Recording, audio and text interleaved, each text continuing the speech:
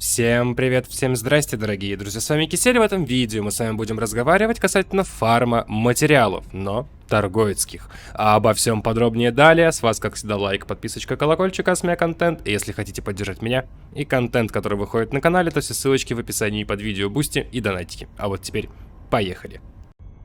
Нам придется посетить различные места, чтобы собрать все, что нас интересует. И лучше, наверное, использовать различные корабли под эти задачи.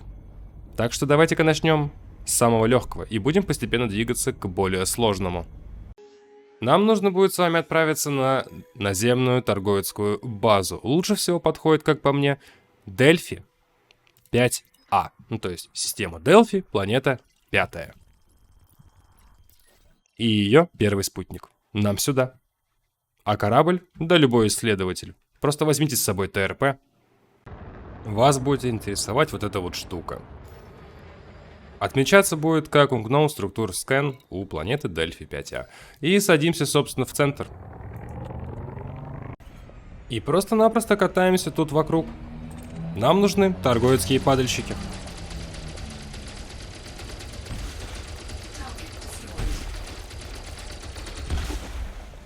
С них будут падать материалы, которые мы спокойно собираем с помощью ТРП. И почему-то они не сразу все появляются, не знаю, с чем это связано. Но на стриме все было нормально.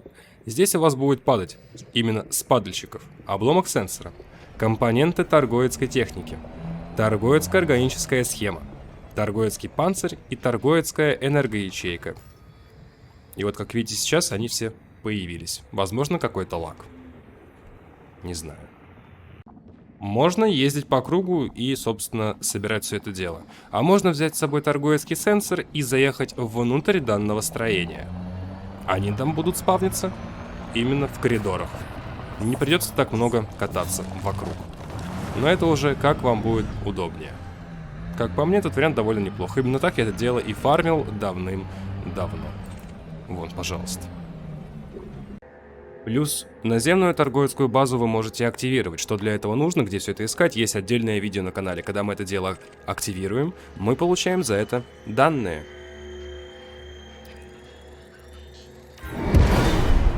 Данные о торговецкой конструкции. Именно на этой базе есть 5 торговецких устройств связи. Но прикол вот в чем. Прошли примерно сутки с того момента, да даже больше, как я сканировал вот именно это устройство связи. И повторно я не могу его просканировать. Как вы понимаете, за это время было 2 стрима, релоги в главное меню, релоги на рабочий стол, полное закрытие игры, ну и так далее. Когда это дело обновится, я не знаю. А вот это я не сканировал.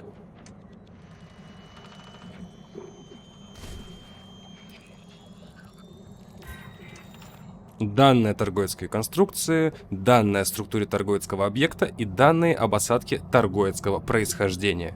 Таких здесь, повторюсь, 5. Когда вам падает 1 единица данных, либо 1 единица материалов, то их падает 3 в общей сложности к вам в хранилище. Ну и таких торговецких баз, как вы понимаете, великое множество, а не одна единственная. Теперь немножечко усложняем. Нам нужны материалы торгоидов, которые падают с торговецких кораблей. Давайте-ка начнем с варианта посложнее. Ну как посложнее? Он полегче, но нужны просто определенные модули, чтобы это дело провернуть. И да, это можно делать без инженеров. Нам нужны дроны-сборщики, которые будут собирать все, что будет падать с торгоида после его уничтожения. Нужны грузовые стеллажи для этих дронов. Если хотите собирать еще торговецкие сердца, а это не материал, это товар, то ставьте антикоррозийные стеллажи. Не хотите этим заниматься, то ставьте обычные грузовые стеллажи.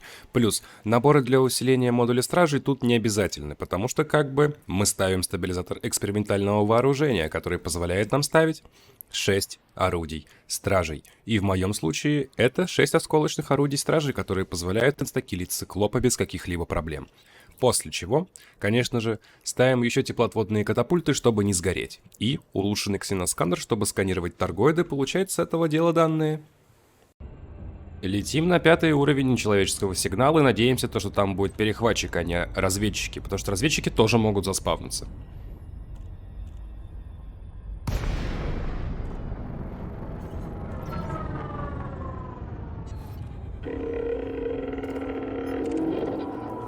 И сканируем торгоида, пока он сканирует нас.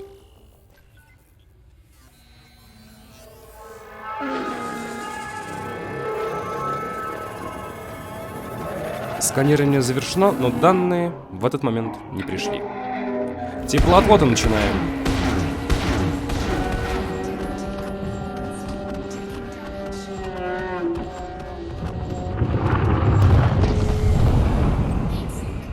Торгоид разваливается. Вызываем дронов-сборщиков. И собираем то, что нам будет падать. А падает здесь довольно много чего. Детали вооружения, реактивные элементы, биомеханические энергопроводники и обломки кораблекрушения. И да, тут будет каустик. Будьте готовы к этому. Есть вариант поставить дронов-очистителей. Либо просто отлетать чуть подальше, после того, как вы уничтожите торгоида. Таким образом, вы еще как-никак сможете пофармить себе денежку, что очень неплохо. Но если у вас нет таких пушек, и у вас нету, собственно, осколочных орудий модифицированных, тоже можно бить торгоидов-перехватчиков, но это будет дольше. И рекомендовал бы я вам для этого брать средние корабли. Чифтейна, Крайт МК-2, Фантом, Питон, Фердиланс. Но не забывайте, дроны-сборщики, грузовые стеллажи и очистители ситуативно. Как-никак вы можете прогреть свой корабль и снять с себя таким образом коррозию. Но это еще не все. Есть вариант еще проще, но относительно проще. Берем средний корабль, да практически, наверное, любой. Крайт МК-2, Фантом, Питон, Фердиланс, Мамба, Ганшип, Фас, Чифтейны. И подготавливаем следующим образом. Нам нужно вооружение. Оно будет у нас следующее. Многоствольные орудия АИ на гимбалах. Если есть улучшенные, ставим улучшенные. В плане внешнего оборудования теплоотводная катапульта, можно и обычную, и ксеносканер. В плане основного оборудования нас интересует, чтобы все это дело просто влезло и корабль был более-менее маневренный. Инженеры в максимум тут не обязательны. Дополнительное оборудование. Делаем все в корпус, ставим грузовой стеллаж и дрон-сборщик. И этого нам хватит с головой. Можно, в принципе, лететь и с щитами. Так что нормально. Как хотите. Как вам будет удобнее. Если есть стабилизатор экспериментального вооружения, то тоже, собственно, ставим. Почему бы и нет, быстрее будете разбираться с кораблями торгоидов. Нечеловеческий источник сигнала, 4 уровень.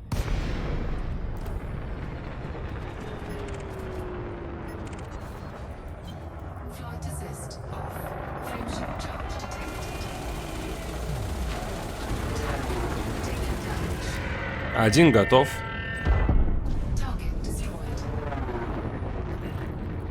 Также можно их сканировать. Не просто так мы ставили ксеносканер.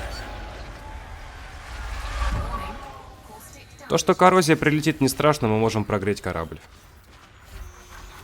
Данные не упали, бьем.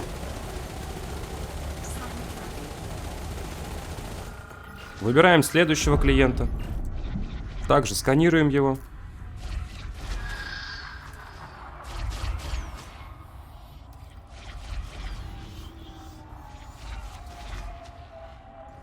Данные тоже не пришли, продолжаем бить.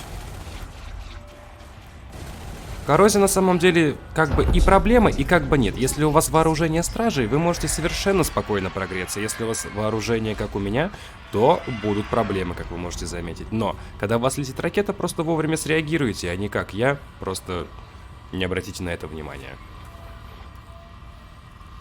От нее можно уйти совершенно спокойно на бусте, тем более на среднем корабле. Данные получили. Данные бортовых систем корабля.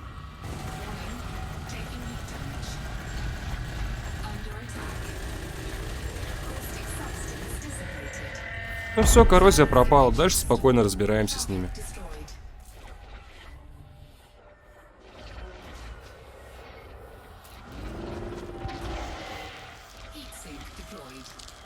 Данных не пришло. Бьем.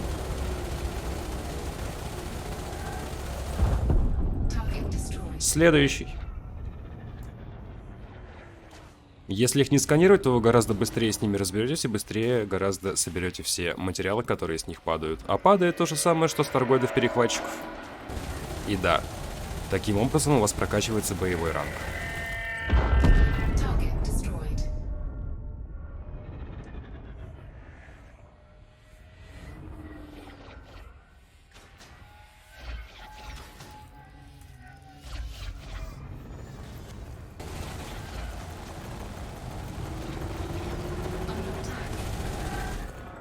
Все. Теперь переключаемся на дронов-сборщиков и собираем все, что тут нападало. Только не забывайте то, что вам нужно подлететь поближе, чтобы все это дело собирать. Когда вы ведете с ним бой, вас кидает на довольно большие расстояния между точками, где уничтожаются торгоиды.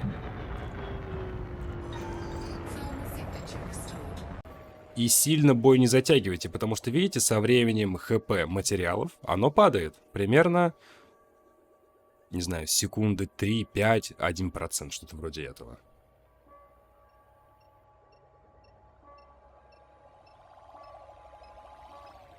Если хотите прям поставить на поток это дело, именно фарм торговецких материалов с кораблей на разведчиках, берите анаконду, ставьте на нее турельное вооружение, именно турельные, улучшенные многоствольные АИ-орудия. И, грубо говоря, стойте на месте и отстреливайтесь. Ну, даже не стойте на месте, а, скажем, болтайтесь вот таким вот образом. Но если у вас полетит коррозийная ракета, будьте готовы к прогреву корабля, либо к уходу от нее. А фармить это дело в местах, где торговецкие вторжения, типа у разбитой станции, да, как бы вроде можно, но вам могут там мешать. Либо те же самые торгоиды, либо другие игроки. Потому что там не только разведчики, там еще могут быть циклопы и василиски. При условии, что у нас как бы один материал дает 3 единицы материала в хранилище, это делать не так уж и долго. Не придется фармить часами, как скажем, с высокоуровневыми сигналами и промышленными материалами. Следующее место фарма потребует уже, чтобы вы брали себе анаконду, либо имперского катера. Катер самый быстрый из больших кораблей, анаконда самое большое количество корпуса. Но есть одно но. Если у вас есть антикоррозийные отводы, можно брать и средний корабль. Он справится, издюжит, и все будет хорошо. Перейдем к оборудованию, которое нам будет нужно для этого дела. Вооружение любое на дальний бой. Как по мне, лучше всего для этого дела подходит лазер. Внешнее оборудование. Ставим теплоотводную катапульту, чтобы держать низкую температуру нашего корабля. Нам это понадобится. Но не прям, чтобы уж очень сильно. Дальше поймете почему. Двигаемся дальше. В плане основного оборудования композит с реактивной защитой. У меня здесь стоит и гайка в толстую броню, и утолщенную.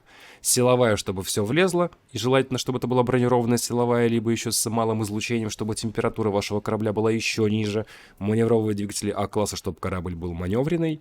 Рамочно-сместительный, чтобы просто долететь туда. Система жизнеобеспечения любая, распред в принципе любой, нам нужен буст, и то не очень часто, и оружие у нас, не такое, чтобы прям мощное. Сенсоры по барабану, топливный бак, я оставляю, как всегда, обычный. Дополнительное оборудование, перечень следующий. Дроны-ремонтники и дроны-сборщики. Даже если у вас есть антикоррозийные отводы, на всякий случай поставьте дрона-ремонтника, мало ли что может произойти. Следующий момент. Чем больше количество корпуса у нас, тем лучше. Чем больше у нас корпуса в пересчете на резист каустика, тем еще лучше. В моем случае набора усилителей корпуса стражей. Если их нет, не страшно. Ставим обычные усилители корпуса. Но с ними будет лучше. И грузовой стеллаж для дронов. Все.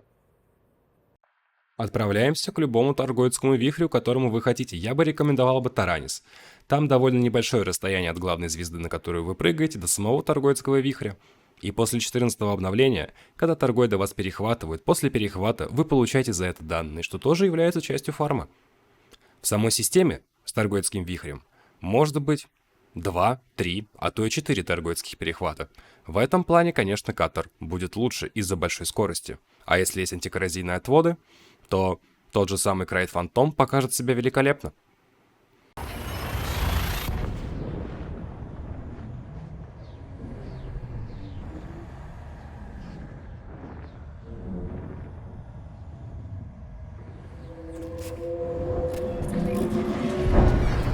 И, наверное, почти каждый раз, когда вы будете туда прыгать, вас будут хватать. Но не бойтесь. Теплоотвод и буст в сторону той системы, куда вы летели. Торгоиды вас видеть не будут какое-то время. И у вас будет шанс уйти от них. На анаконде это реально сделать. Как видите, расстояние порядочное. А это лишь только один теплоотвод. Так что не волнуйтесь. Ну вот, нас хватанули уже в самой системе. Бьем сразу по тормозам. Так просто у вас быстрее перезапустится FSD. И как видели, мы получаем за это данные. Но как бы хранилище у меня уже этих данных заполнено. И да, конечно же, теплоотвод и прыгаем. Находясь уже в Торговецком вихре, ищем вот такие вот торговецкие генераторы. Коррозия.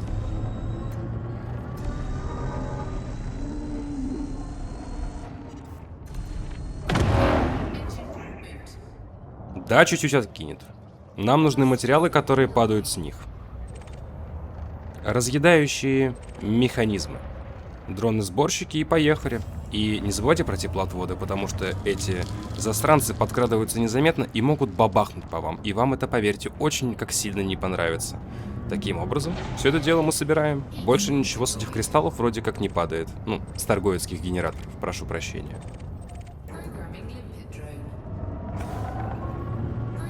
Если нету антикоррозийных отводов, сразу как прилетает по вам коррозийный урон, кидайте на себя дрона-ремонтника. Вот именно ремонтника, а не очистителя. Очиститель просто с вас это дело снять не сможет.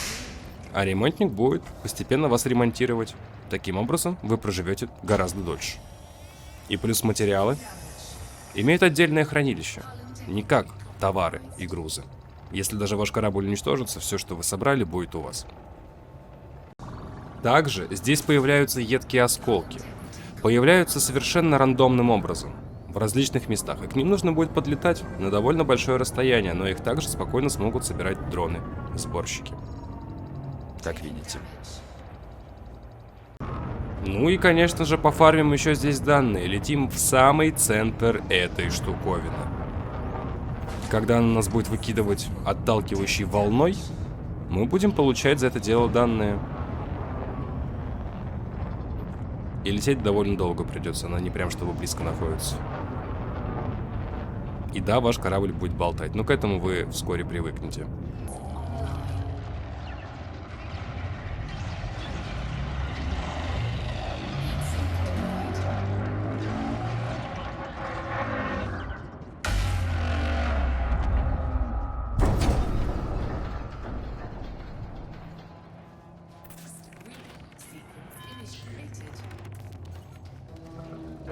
И получены данные, как вы видите. Параметры сильного энергетического импульса. И это все, что пока что есть касательно торговецких материалов и данных на момент 14-го обновления. Что будет видно в 15-м, 16-м, не ясно, но у меня такое ощущение, что нужно подготовиться и пособирать все это дело. В данный момент мы пока это все не используем.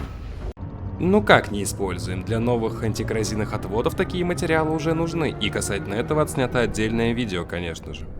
И да, в этом видео мы не рассматривали такие вещи, как товары торгоидов. Это торгоидские зонды, сенсоры и так далее. Это все отдельные видосы для отдельных вещей. А у меня на этом все. Всем спасибо за ваши просмотры, лайкосики, подписочки и все это прекрасно. В описании под видео будет ссылочка на плейлист, конечно же, по элиточке, где уже довольно гигантское количество видео по данной игре. Со временем, конечно, видосов будет больше, потому что контента тут великое множество. И фронтиры кое-как иногда что-то новое доводят. Плюс будут ссылочки на отдельные плейлисты по этой игре из серии обзоры кораблей, топы кораблей, материалы, данные, торговые стражи и так далее, и так далее, и так далее. И новый плейлист. Лор и сюжет в Elite Dangerous, потому что все цели сообщества и новости Галны это связано с этим как-никак. И против всех, что-то вроде элитного обзора на корабль, где корабль с инженерами тестируется не против NPC, а против игроков. Также будут ссылочки на социальные сети, такие как Трова, где проходят стримы, группа ВК, Дискорд-сервер и Телеграм-канал. Если хотите поддержать меня и контент, который выходит на канале, то все ссылочки также в описании под видео, бусти и донатики.